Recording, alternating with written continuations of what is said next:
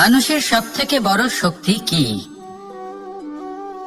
তার বাহুবল, অর্জন করা ধন, নাকি তার পেছনে দাঁড়িয়ে থাকা তার সমর্থক বা প্রশংসকদের দল, নাকি ঈশ্বরের আশীর্বাদ? সেটা কি?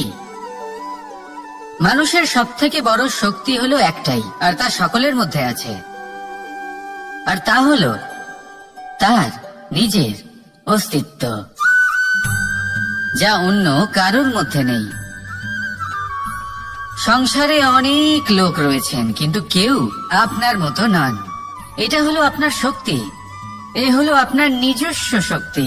দুর্ভাগ্যবশত বেশিরভাগ মানুষ এটা বুঝতে পারেন না, নিজের শক্তিকে চিনতে পারেন না। কিন্তু যদি আপনি চিনতে পারেন, তাহলে আপনি নিজের অন্তরে অনুভব করবেন একটা অসীম শক্তির অস্তিত্ব। যে সাফল্যের পথে আপনি চলছেন, আপনি দেখবেন যে এই সাফল্যের দ্বার নিজে থেকেই খুলে গেছে।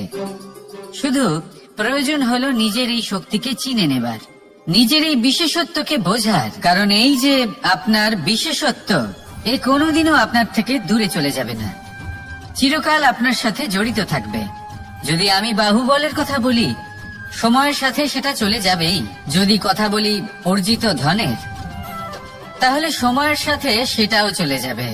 মিত্র, পরিবার, বন্ধু, আশীর্বাদ, এই সবকিছু আপনার থেকে দূরে চলে যেতে চলেছে, সেটা আপনিও জানেন। কিন্তু এই যে আপনার অস্তিত্ব, আপনার বিশেষ শক্তি, যা শুধু আপনার সাথে আছে, তা চিরকাল আপনার সাথেই জুড়ে থাকবে। দরকার হলো শুধুমাত্র এটা চিনে নেবার, নিজের উপর বিশ্বাস রাখার, আর জীবনে এগিয়ে চলার। আপনি যদি এটা করেন, তাহলে সবাই এটা দেখে আপনার থেকে শিক্ষা নেবেন।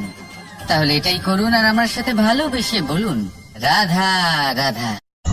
কথোপকথন অত্যন্ত গুরুত্বপূর্ণ। এটা প্রত্যেক সম্পর্কের জন্য, বরং জীবনের জন্য অত্যন্ত গুরুত্বপূর্ণ।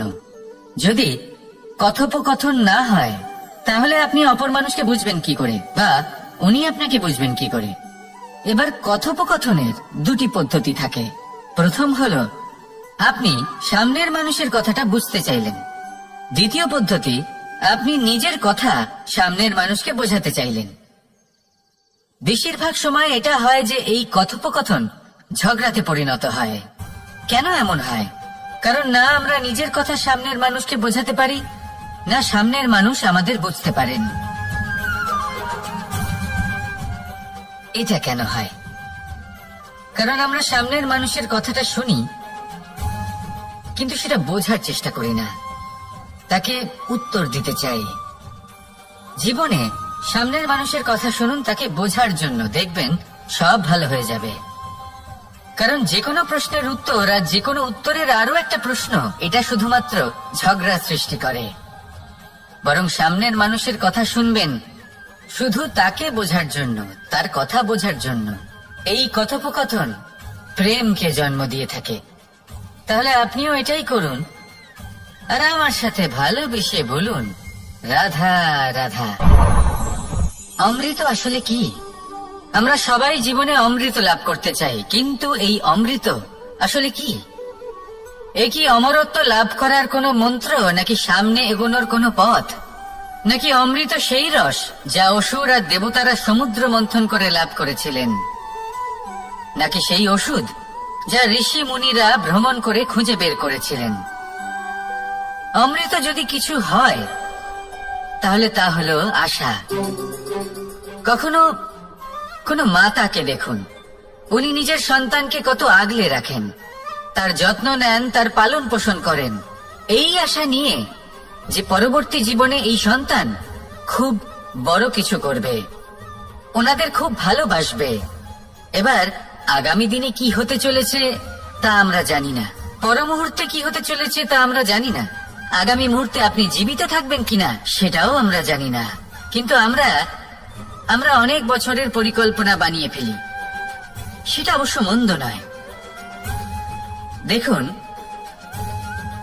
জীবন যাপন করার এই আশা, এটাই ভবিষ্যতের আধার হতে পারে। তাই এই আশা হলো গুরুত্বপূর্ণ, তাই একে নিজের সাথেই রাখুন। কথায় আছে যে ব্যক্তি নিরাশ হয়ে পড়েন যার মধ্যে কোনো আশা বাকি থাকে না। তিনি হয়তো বেঁচে আছেন কিন্তু একটা মৃত জীবন যাপন করছেন। তাই এই আশার সঙ্গ কখনো ত্যাগ করবেন না। একে চিরকাল নিজের সাথেই রাখুন। জীবন আনন্দময় হয়ে উঠবে। আর এই হৃদয় তা ভালোবেসে বলবে, রাধা রাধা।